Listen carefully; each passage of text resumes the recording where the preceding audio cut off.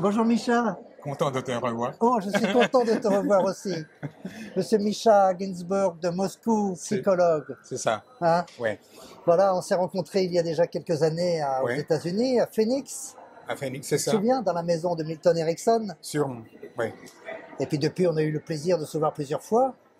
D'ailleurs à Moscou, puisque tu m'avais invité. Ben oui, on s'est rencontrés à Moscou. Oui. Et alors, je profite de ton passage ici en France et à Montpellier. Tu parles trop vite pour moi. Ah, ok. Je vais Il faut parler. que je rattrape mon Je français. vais parler plus doucement. Oui. Je profite que tu sois là pour que tu dises un peu aux gens qui découvrent l'hypnose, Oui. qui découvrent l'hypnose en France aussi, mais c'est quoi l'hypnose en Russie? L'hypnose en Russie, c'est tout ce que tu veux, réellement. Oui, Il y a beaucoup des ericksoniens. Et c'est moi qui donne de la formation. L'hypnose classique autoritaire, tu ne la trouves presque pas. ouais. Peut-être les psychiatres de l'école ancienne. Et il y a beaucoup de ceux qui pratiquent la régression dans les vies antérieures. Ah oui, Ah oui, c'est à la mode. ça se fait beaucoup en Russie. Il y en a beaucoup, ouais. Je ne sais pas pourquoi, mais c'est à la mode maintenant. D'accord. Moi, je ne pratique pas. D'accord, la régression dans la vie antérieure. Ça se Oui. fait chez les psychologues, Les psychologues, ouais, ils se disent être psychologues. Parce que, est-ce que ça veut dire que cette croyance dans les vies antérieures est très forte en Russie? Je dirais pas. Pas tellement. Je dirais pas, oui. Je pense que c'est la façon facile d'expliquer ces problèmes. Ah, Ouais. une manière de... Ce n'est pas moi qui est responsable, c'était le moi des vies antérieures. Choses D'accord. comme ça, Toi, ouais. tu fais pas ça. Non. Non. Je sais le faire, mais je n'aime pas faire ça.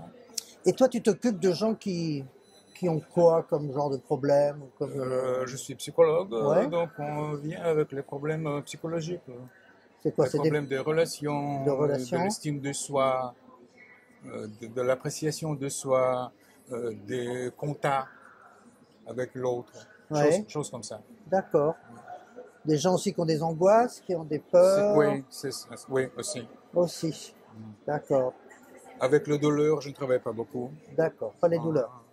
Alors, Mais si, mais pas souvent. pas souvent. Je sais que tu développes et tu utilises une méthode basée sur l'hypnose énergétique. Alors, c'est quelque chose dont on ne parle pas beaucoup en France, l'hypnose énergétique. Ça consiste en quoi? J'ai pratiqué plusieurs années le Qigong chinois. Oui. Qi, ça veut dire énergie, Kong, ça veut dire travail. Ce sont les pratiques énergétiques. C'était Jean Becchio qui m'avait initié à ça il y a plusieurs années. D'accord. J'ai trouvé ça très utile. Et les techniques hypnotiques et les techniques du Qigong se sont entremêlées chez moi.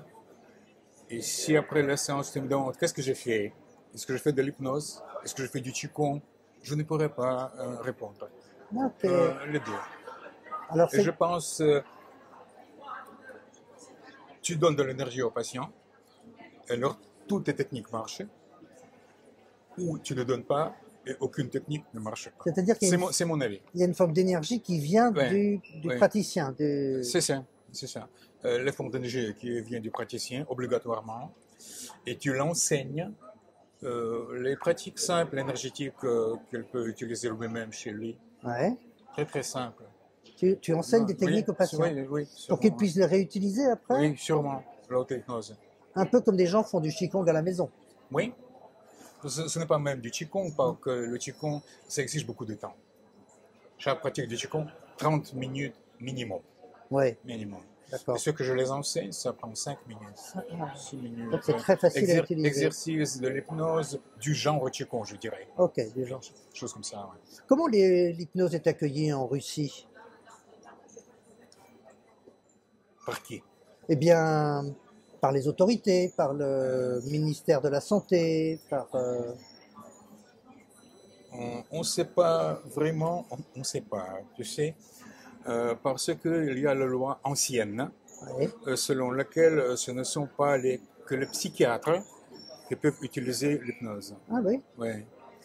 Et les psychologues n'ont pas le droit de pratiquer la psychothérapie. ils ont le droit de pratiquer la consultation psychologique. D'accord. Montre-moi la différence. Personne ne sait qu'est-ce que c'est. Et l'hypnose, nous disons que ce n'est qu'un instrument. Un outil. C'est tout simple, un outil, oui. Un outil de psychologue. Ouais, d'accord. J'ai donné mon cours, je l'ai donné 3 fois en Israël. Oui. Et là-bas, il est interdit par la loi aux psychologues de pratiquer l'hypnose. Et ceux qui le pratiquent maintenant, l'imagination contrôlée selon Milton Erickson. Okay. Donc ils ont fabriqué un nouveau terme. Oui, c'est ça. Pour utiliser toujours cette même capacité. La même capacité, d'activer l'énergie. Les mêmes techniques, oui. Toi, si je dis ça comme ça, c'est correct que l'hypnose va permettre aussi de mobiliser l'énergie du patient? Sûrement. De l'activer sûrement, oui, sûrement. Sa propre énergie. Sa propre énergie. Et ses propres ressources. Mais Milton Erickson, il ne parlait pas d'énergie, il parlait des ressources. Ouais. Presque la même chose, quoi. C'est presque la même chose. C'est presque la même chose. C'est vrai que quand les gens vont bien, ils ont de l'énergie. Oui, ils ne viennent pas nous voir. Ouais. Ils savent utiliser leurs ressources eux-mêmes. Est-ce que l'hypnose est utilisée dans le monde de la chirurgie en Russie? Je ne pense pas. Je ne pense pas. Je ne sais pas tout d'abord, parce que je ne suis pas un docteur. Ouais. Je ne suis pas de la branche médicale, quoi. Je suis psychologue. Je n'ai pas entendu utiliser l'hypnose. Chez les dentistes? Non, pas tellement. Non, pas dans ce monde-là, pas tellement. Ouais, alors que ça se développe beaucoup en France, ces domaines-là. Une fois, j'ai essayé dans le fauteuil des dentistes d'entrer en transe. Et le dentiste, il me criait, ouvrez les yeux, revenez ici, ne partez pas. Est-ce que tu as l'impression que ta culture russe fait que tu utilises l'hypnose d'une manière différente?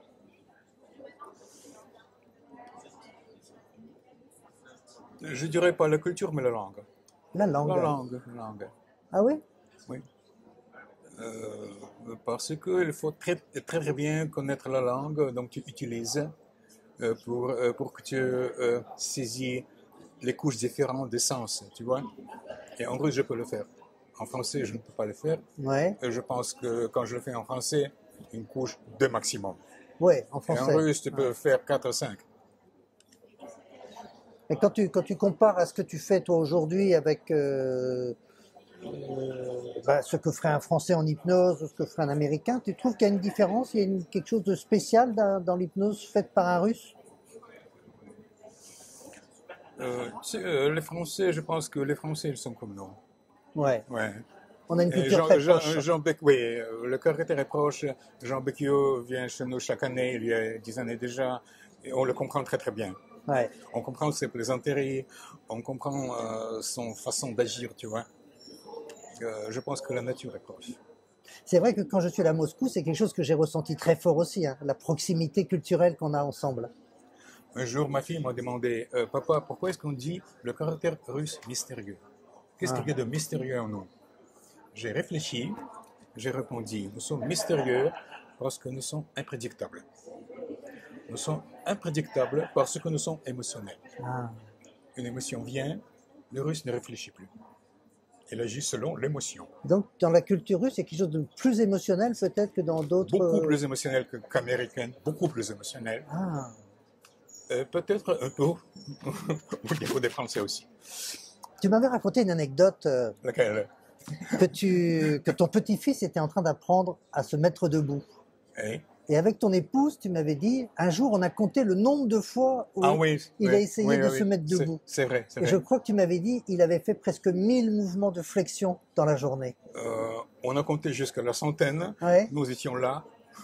100. On a abandonné. Et lui, il continuait. Il continuait à faire des mouvements et à s'entraîner. Oui, c'est vrai. Et ça, tu m'avais dit que c'est une belle image, parce que souvent, quand les adultes, ils veulent changer, ils font pas tellement d'efforts. C'est vrai. Alors que les enfants, quand ils veulent changer et grandir, ils travaillent beaucoup. C'est vrai.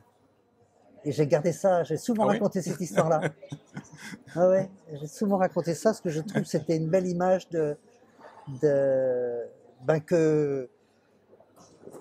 quand on veut évoluer, Oui. Bien sûr que l'hypnose est utile, bien sûr que le Qigong, bien sûr que le thérapeute est utile, mais il faut aussi faire des efforts. Et souvent, les patients ne veulent pas faire des efforts, tu vois.